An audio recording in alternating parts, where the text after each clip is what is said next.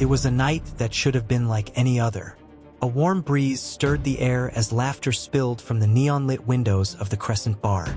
The clink of glasses, the low hum of a jukebox, and the crackle of conversation filled the night air. Inside, there was a sense of calm, of respite from the pressures of daily life. For a moment, it was easy to forget the weight of the world outside. The people in the bar weren't thinking about anything more than the moment at hand.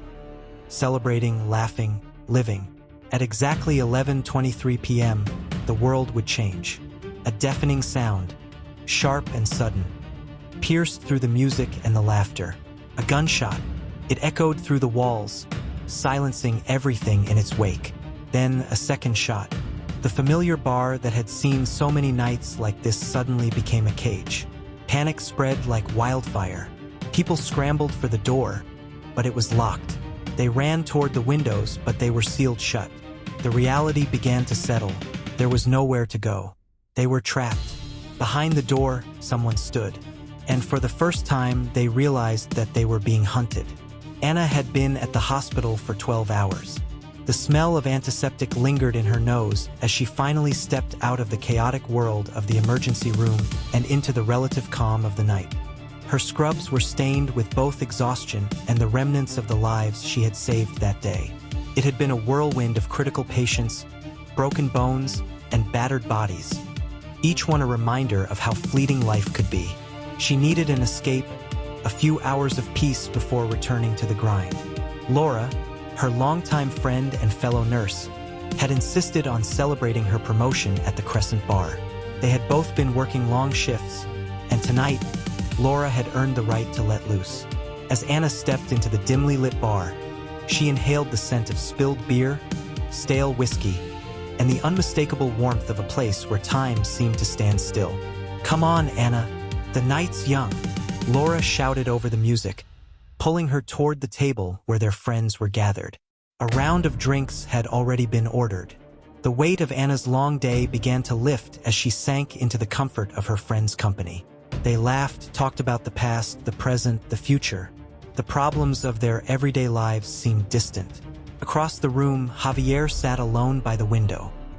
His dark eyes flickered toward the group, scanning the room, almost as though he were looking for someone, or perhaps something. He wasn't the type to be noticed in a crowd. Just another mechanic who worked long hours at a garage downtown, his calloused hands and weathered face betraying the grueling labor he performed every day. He wasn't in a hurry to meet anyone, not tonight. But as he sat, watching the people around him, he felt a knot tighten in his chest. It was a quiet unease, a growing feeling of discomfort that had been gnawing at him for weeks. He couldn't shake it, no matter how hard he tried. He needed to leave, but his body stayed rooted to the chair. The bar had just settled into a comfortable rhythm when the first shot rang out. It shattered the air with a crack that was louder than anything Anna had ever heard. Her heart skipped a beat, and for a moment, she thought it was a prank, a firecracker. Anything but a real gunshot. The music stopped instantly, and a horrible silence followed. Then the second shot. Chaos followed quickly behind. The first wave of screams hit Anna's ears as people scrambled to escape. Her heart pounded in her chest as she sprang to her feet. She wasn't sure why she ran toward the sound of the shots. She should have been running for the exit like everyone else, but there was something deep inside her that propelled her forward, a voice that told her to act, to help. But when she reached the bar, it wasn't the sight of the wounded that froze her. It was the sight of Javier, standing there, a gun in his hand, his face pale, his eyes wide with panic. The world slowed as she stared at him, unable to process what she was seeing. For a brief, heart-stopping moment, their eyes locked. Javier's gaze flickered with recognition, but there was something else in it, something Anna couldn't understand. Then, before she could move, he lowered the gun. There was no hesitation in his actions, no remorse in the coldness that settled in his eyes. He simply turned and walked toward the back room, his footsteps heavy and deliberate. Anna didn't know why, but she followed him. By the time the police arrived, the bar was a scene of utter devastation. Blood stained the floors, and the air was thick with the smell of sweat and fear. Anna worked quickly, trying to save the wounded, but her hands trembled, and her heart was heavy with the weight of the decision she'd just made. She had seen people die before, but this was different. She was trained to deal with trauma, but not like this. Not with the faces of people she had known, people she had spoken to just hours before. Her mind raced as she worked.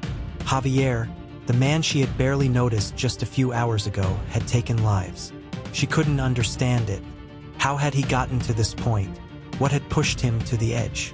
When the police began reviewing the security footage, they saw it all. Javier, his face drawn and cold, moving with chilling precision. But there was more. As the footage rewound, a detail surfaced that sent shivers down the spine of every investigator watching it. Javier hadn't acted alone. The camera had captured the fleeting figure of someone in the back, just beyond the frame of the shot. The figure stepped forward as Javier approached the back room, their interaction unmistakable. It wasn't just a shooting. It was something much more orchestrated, something far darker. When the police identified the second person, their shock was palpable. Thomas, Javier's older brother, an unassuming accountant with a quiet demeanor, had been the mastermind behind it all. No one had suspected him. He was always the responsible one, the quiet brother who kept to himself. But in the shadows, he had been pulling the strings, feeding his brother lies, manipulating him into becoming an instrument of destruction. Thomas's arrest was swift, but his cold indifference when questioned only deepened the mystery. He had twisted Javier's loyalty into a weapon, convincing him that the massacre was necessary to cleanse the city, to rid it of what he saw as corruption. Javier, broken by the truth, confessed to everything. He had been a pawn in his brother's twisted game, but that didn't change the fact that he had taken lives, innocent lives. As the days wore on, Anna couldn't escape the images of that night. The gunshots, the screams, the moment when her eyes locked with Javier's. It haunted her, and every time she closed her eyes, she saw his face, his trembling fingers on the trigger, his eyes clouded with something more than fear, something she couldn't understand. The investigation, while it brought clarity to the truth, also left a deep scar on the town of Pembroke. People went back to their lives, but for those who had been in the Crescent Bar that night, nothing would ever be the same. The truth about what happened behind closed doors was darker than anyone could have imagined. For Anna, the memories of that night would never fade. She would return to her work in the hospital, but she would never be the same. Every shift, every patient she saved, would carry the weight of those moments. The fear, the confusion, the devastation. She couldn't forget it. And even as the town moved on, as the headlines faded, the emotional scars remained. Javier's confession had closed the chapter on the shooting, but the wounds it left behind would never truly heal. And in the quiet corners of the town, the people who had witnessed that night would carry its weight with them forever. The true horror was not in the shots that were fired, but in the manipulation that led to those moments, the lives destroyed not just by bullets, but by lies, by trust broken in the most devastating way. As for Thomas, his fate was sealed. But for Javier, there would be no peace. His hands, forever stained with the weight of what had happened, would tremble as he faced a future he couldn't escape. The town had witnessed a tragedy that no one could have predicted. But the real question, the one that lingered in the air long after the investigation closed, was this: how much of the tragedy had been caused by the hidden hand of one man, pulling the strings from the shadows? The answer was far darker than anyone had imagined. If this story left you on the edge of your seat, craving more twists, suspense, and the untold truths behind the headlines, then you're in the right place. Subscribe to our channel now and be part of the journey into real crime stories that will keep you hooked until the very end. Every week, we uncover chilling narratives, revealing the darker side of human nature with in-depth investigations and emotional depth. Don't miss out on the truth that lies behind the doors.